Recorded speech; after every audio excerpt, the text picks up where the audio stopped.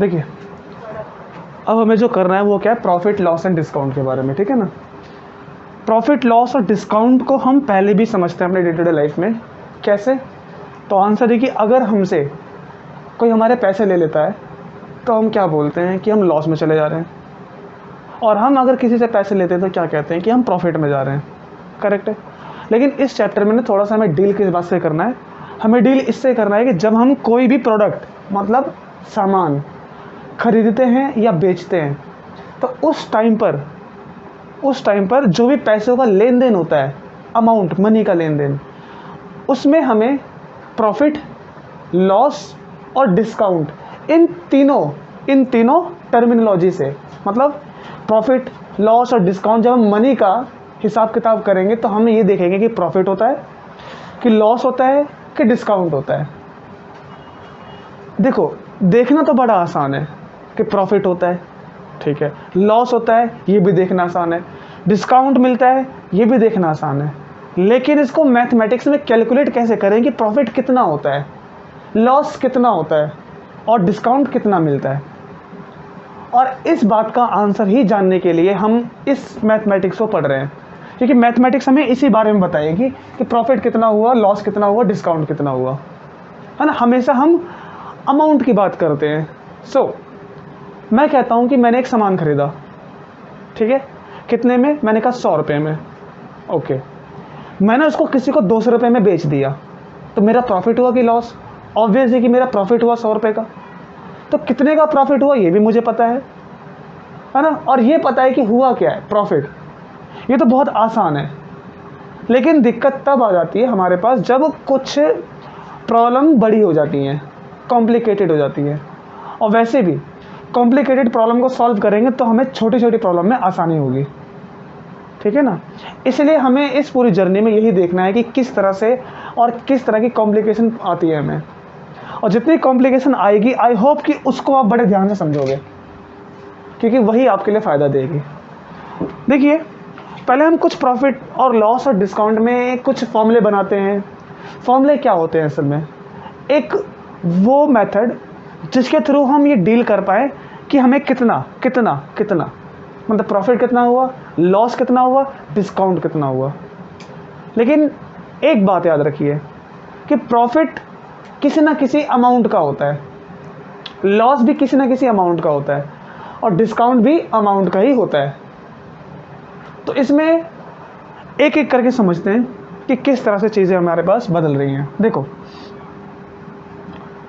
Profit को पहले जानते हैं।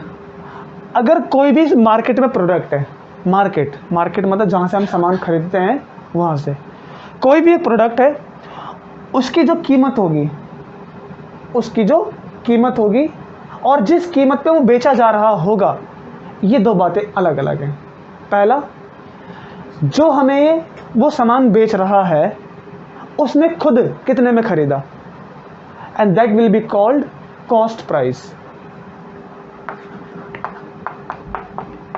कॉस्ट प्राइस कि जो सामान हमें बेचा जा रहा है वो खुद उसने कितने में खरीदा है, वो क्या होगा, उसका कॉस्ट प्राइस।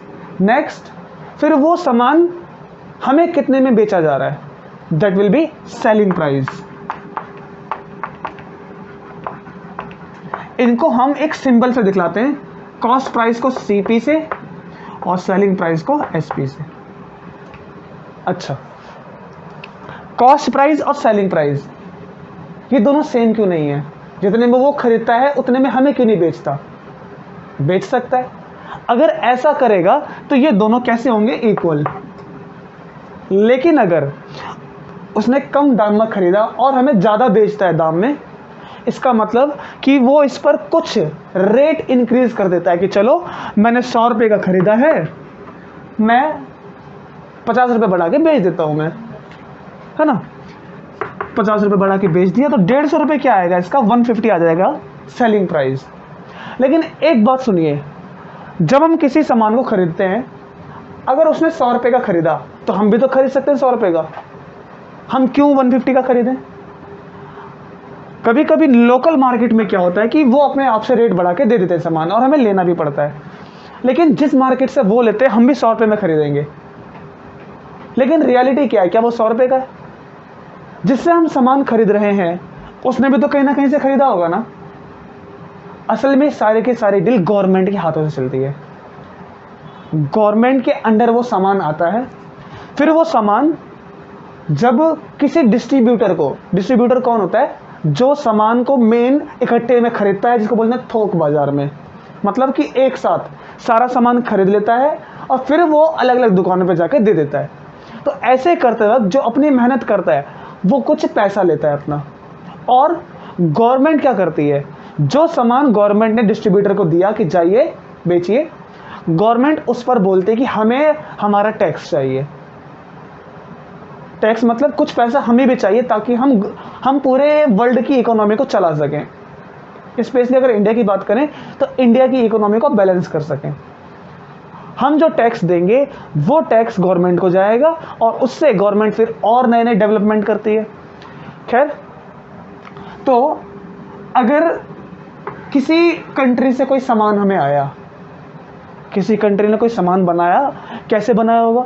तो उस सामान को बनाने के लिए जो भी मटेरियल चाहिए होंगे, है ना, प्लास्टिक वगैरह, लकड़ी, लोहा, आयरन, जो भी चाहिए होगा उसने बनाया। फिर वहाँ से सामान हमारे इंडिया में आया तो उसका रेट बढ़ जाएगा। अब उसका रेट कितना बढ़ेगा?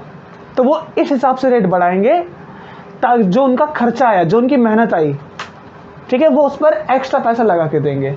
अब वो ये नहीं बोलेंगे कि हमारे पास जो एक सामान है हमें उस पर 50 रुपये चाहिए। वो बोलेंगे, अगर वो ऐसा कहते हैं तो इसको दो भाषा से बोल सकते हैं। पहला क्या कि 100 रुपये पे जो आपको 50 रुपये चाहिए, ठीक है ना, ये कैसे पता लगाया आपने? तो वो कहेंगे कि मुझे 100 रुपये का 50% चाहिए एक्स्ट्रा। 50%, तो एक लैंग्वेज होती है परसेंटेज बोलने वाली कि मुझे इसका इतने % चाहिए। वो चीज़ क्या है? वो मेरी मेहनत का फल है, मेरी मेहनत है वो जो मुझे चाहिए, ठीक है, वो इतने रख लेते हैं। अब जब इसको गवर्नमेंट ने अंडर दिया तो गवर्नमेंट उस सामान को डिस्ट्रीब्यूटर को बांटती है, फिर वो अपना अपना पैसा लेती है अलग से टैक्स। जैसे ये कॉस्ट प्राइस था तो कॉस्ट प्राइस कम है, सेलिंग प्राइस ज़्यादा है। ऐसे केस में क्या हुआ?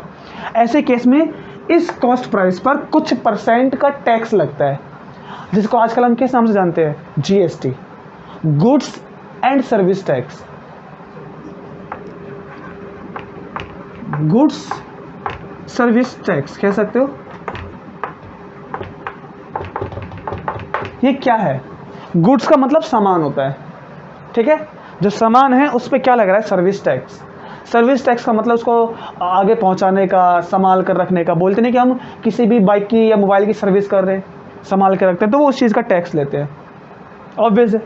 हमारे यहाँ पर एक और टैक्स चलता है जब हम टोल नाके पे जाते हैं, हाँ, रोड को साफ़ सफाई करते हैं, उसका ध्यान रखते हैं, तो वो अपना टैक्स लेते हैं। तो ये सब चीज़ें हमारे यहाँ पर चलती हैं। हाँ, okay, let's talk about profit percentage. कितने % प्रॉफिट हुआ? प्रॉफिट मतलब क्या? प्रॉफिट मतलब कि अगर कोई भी सामान 100 रुपये का है, फॉर एग्जांपल, ये क्या है? Cost price. जो सपोज कि मैं कोई सामान बेचता हूँ, मैंने 100 रुपये का खरीदा और 130 का बेच दिया। आपको मैंने पहले ही कहा था कि इस टाइम पर क्या होगा? प्रॉफिट। तो मुझे प्रॉफिट होगा, कितना प्रॉफिट होगा? तो आंसर है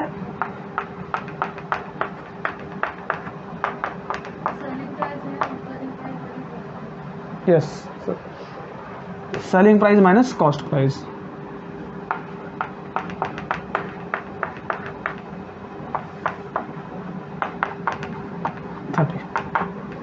थर्टी रुपये का मेरे को क्या पड़ेगा? प्रॉफिट। ये जो बनाना, ये फॉर्मूला है एक,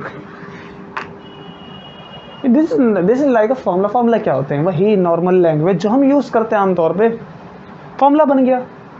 तो 130 रुपये सेलिंग प्राइस, 100 रुपये कॉस्ट प्राइस, दोनों माइनस कर लो, इतना रुपये का प्रॉफिट हुआ। डिफरेंस कितना इन दोनों में? 30 का। It is your profit. लेकिन कितने % प्रॉफिट हुआ ये मुझे जानना है। तो सुनो, प्रॉफिट परसेंटेज कैसे निकालते हैं? प्रॉफिट परसेंटेज,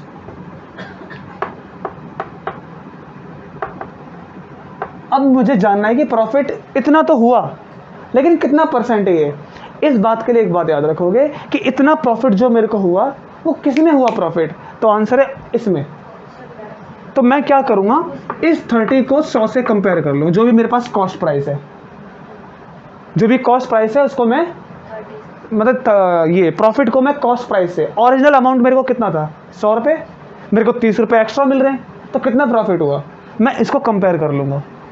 जैसे आपके मार्क्स स्कूल में कंपेयर होते हैं वैसे ही तो है ये। तो ये क्या है, ये एक फॉर्मूला तो बन गया, ये कैसा फॉर्मूला बन गया, profit compared with your cost price, और परसेंटेज के लिए इंटू 100 कर दो।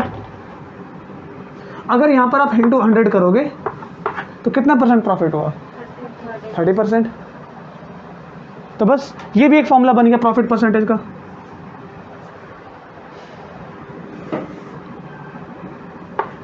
प्रॉफिट परसेंटेज ये लीजिए। ऐसे ही सिमिलर हम लॉस का बना सकते हैं। लॉस अगर बात करें तो लॉस क्या होगा, उस टाइम पर सेलिंग प्राइस कैसा होगा, कम, और कॉस्ट प्राइस कैसा होगा, ज़्यादा, कि हमने ज़्यादा में ख़रीदा लेकिन बेच में सस्ते में रहा हूँ तो लॉस हुआ मेरा। तो उस टाइम पर हमारे पास क्या होगा, कॉस्ट प्राइस माइनस में सेलिंग प्राइस, है ना, कि मैंने सस्ते में बेचा है इसलिए वो अमाउंट कम है, तो ये बन जाएगा लॉस के लिए। तो जो भी आंसर आएगा वो क्या होगा, इसका लॉस। तो लॉस मुझे कितना हुआ, अरे वाह, लॉस कितना हुआ मुझे, देखो लॉस परसेंटेज निकालने के लिए मैं क्या करूँगा कि लॉस कितने हुआ, कितने अमाउंट में, और ये वही चीज़ है। तो लॉस कितना हुआ मेरे को, CP माइनस SP, ये क्या आएगा, लॉस का अमाउंट। इसको कंपेयर करूँगा मेरे पास मैंने कितने में ख़रीदा था उसको, है ना, मैंने उसको 150 रुपये में ख़रीदा था और 70 रुपये में बेच दिया, तो लॉस ही तो हुआ। तो ये चीज़ क्या आएगा, उसका डिफरेंस आएगा 80, क्योंकि मैंने 150 में ख़रीदा 17 बेच दिया, तो लॉस कितना हुआ मेरे को 80 रुपीज़ का। ठीक है, अब उसको मैं कंपेयर करूँगा मैंने कितने में ख़रीदा था 150 में, फिर इंटू 100 करूँगा, लॉस परसेंटेज मिल जाएगा।